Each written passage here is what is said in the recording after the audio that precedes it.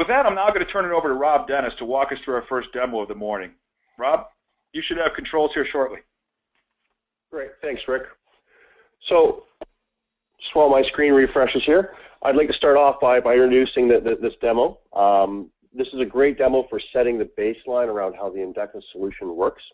It's based off the use case, which IBM, one of our largest customers, Endeca had, leverages the solution to drive decisions down to the average person within their user community. And in particular, this is how IBM GBS leverages Endeca to allow project managers to find consultants to put on projects, allows their management tier to understand utilization across a very wide group of people, and allows consultants to find individual projects that they can be placed onto.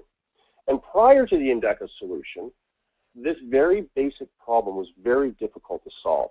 And it was very difficult because for the average person to make that decision or gain that insight, they had to interact with at least 5 different data sets. They had to interact with a custom timekeeping package.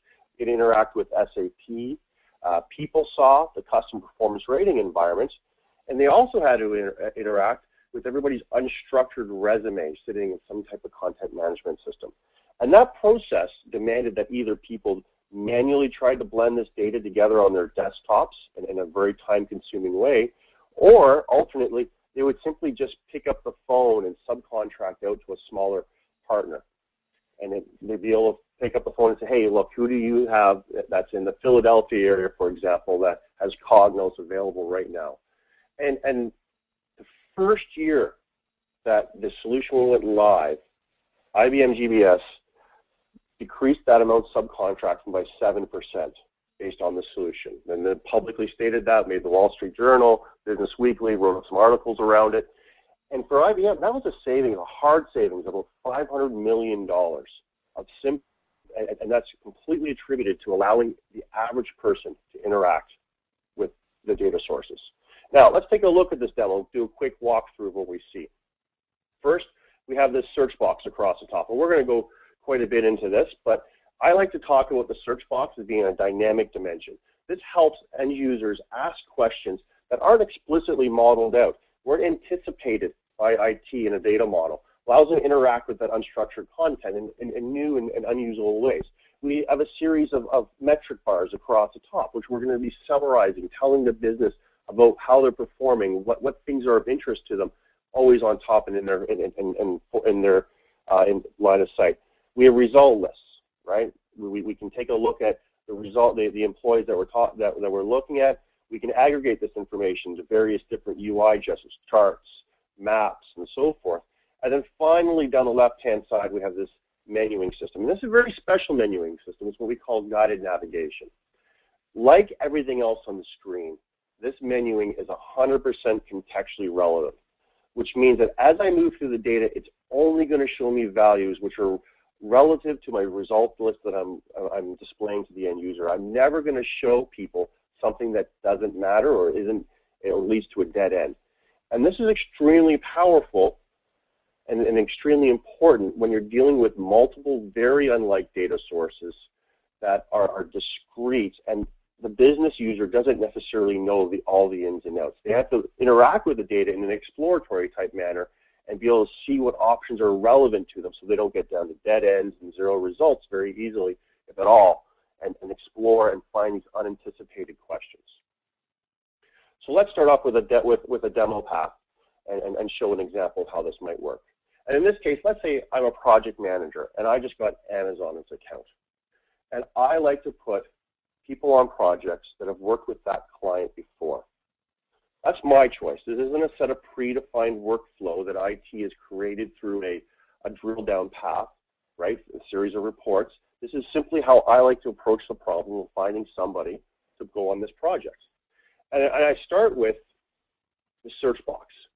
But right off the bat, there's a lot of things I don't know. I don't know the customer legal name. I don't know how they're logged within my ERP systems. I don't know what the customer number is.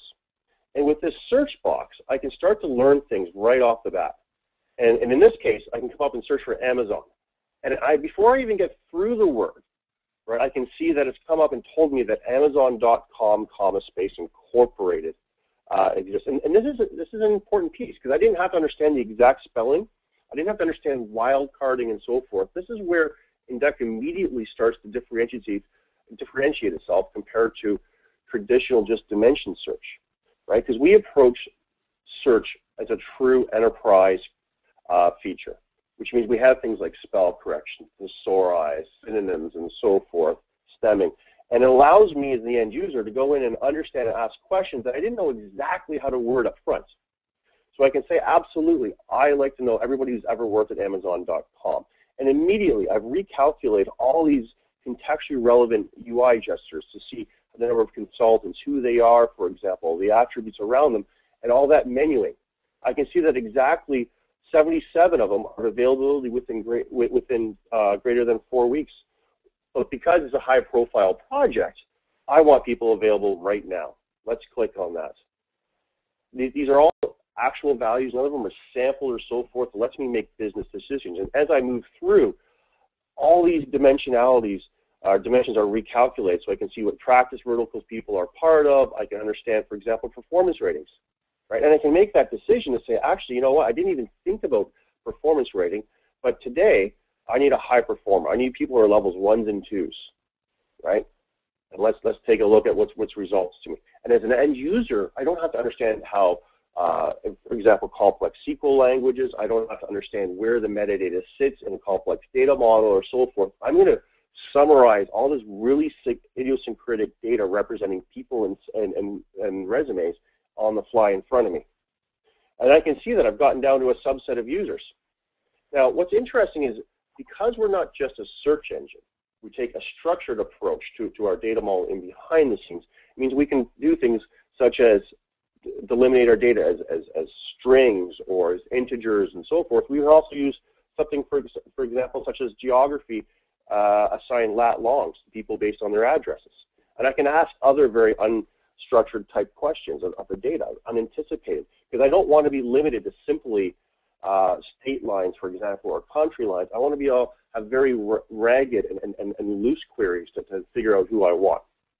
And in this case, Amazon cares about the cost of travel. And I want someone who's fairly local. And I can see right off the bat, there's not a lot of people up in the Seattle area that have this exact skill set. But I can say, you know what, I'm going to search this anyways. I want to see everybody that's within, who's around Seattle within a 500-mile radius. Let's take a look at this. And I love the screen that comes up.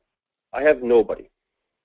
I have nobody that's within 500 miles of Seattle with a performance rating 1 or 2 who are available right now who have ever worked at Amazon. But because this engine takes this really different approach to data modeling, where we're summarizing values in unanticipated manners, it offers me values which maybe are close, but I didn't actually ask for. Right? Go ask a piece of SQL. Go write a piece of SQL that gives you exactly what you wanted, but not quite. Well, this is a key problem within discovery. Is quite often when you look for something exactly what you look for, it's not quite what you're looking for. You want to actually look 1 or 2 steps removed. And in this case, it's suggesting to me, say, you know what, if you expand your customer list, you might be able to find somebody here, right? In this case, I want to look at other retailers. Let's take a Best Buy. Well, they're another retailer somewhat close, and Ingram Micro is a B2B, and they're probably relevant too. So let's take a look at those people as well. And quickly, I have now come back with the 2 consultants which are applicable to me based on some analytics, based on some geospatial filtering, going across at least 4 different data sets without even thinking about it, that are highly relevant and appropriate for me to interact with. But what about that unstructured content? Those resumes which are out there. That's a great use. That's a great use of unstructured content where we can leverage it and ask questions. In case in point, maybe I need somebody to go to Quebec, and I need somebody who speaks French. And I didn't ask IT 18 months ago in my data warehouse to model out language as a dimension. Shame on me. Nor did IT model out in advance languages and pre-anticipate that was a question I needed. And you understand, you probably know the story right now, how this would traditionally work, in the sense that I'd have to go back to the traditional ERP systems, figure out where to extract that information, update my ETL structure, update a data model, reload a couple dimension tables, possibly a fact table, expose it through a metadata layer, make sure it's available in reports, and a couple of weeks later, if I still care, I can probably get a question answered. Or I can come up to that dimension, that dynamic dimension, again, we call that search box, and come up and do a quick search for example, French. And I misspelled French on purpose in this case, because Endeca doesn't ship with a dictionary. And this is a key piece, and once again, one of our key differentiators, is that we build a dictionary on the fly based on the data we consume. And that's an important differentiator, because all these things that aren't in the Webster Dictionary, such as people's names, addresses, part numbers, product names, acronyms, and so forth, all these things that you traditionally need to worry about in cleansing before you load the data model are less of a concern now. And you can now enable people to make decisions and do broad searches and understand the situation as they move through. And what we've done in this case is now we've ripped through all the resumes, spell corrected on French, which automatically came back to French, summarized based on the resume here, or the consultants that have language of French on their resume in some respects, right? And then provided that relative information from PeopleSoft, SAP, and the custom performance rating environments on the fly, all contextually relevant. And this is a key value, is it's not just about unstructured text. It's about the concept that you're blending unstructured with structured to allow the average user to make decisions. And then we could take it one step further and built out robust analytics based on that. So I can truly understand what this very ad hoc question of French-speaking consultants means to me. I can see the vast majority of them are from the USA. I would have expected that, but China's right behind, which I maybe not necessarily so anticipated. A key problem here is that nobody said ever, here's my French dashboard. This was an unanticipated business question that we need to get loose understanding around so we can make a business decision in the moment, right? And we provided a lot of very core metrics based on those cases and that question in this case, right? And down the left, we can still see out of that guided navigation. It's always there. It's always relevant to me. And for example, in this case, maybe my customer in Quebec is Desjardins Banks.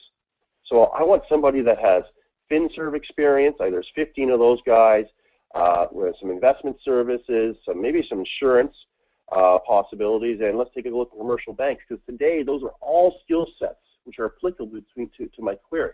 Maybe not tomorrow. Let's submit that and understand that. And with every click, I'm going to re-summarize these very disjointed, very discrete environments and always present it back to the end users across the structured and unstructured content. So me as a business user can make a decision. With that, hopefully that provides a good baseline for how the tool works. I'm going to pass it over to Richard, who's going to go a little bit deeper into a different demo. Thank you.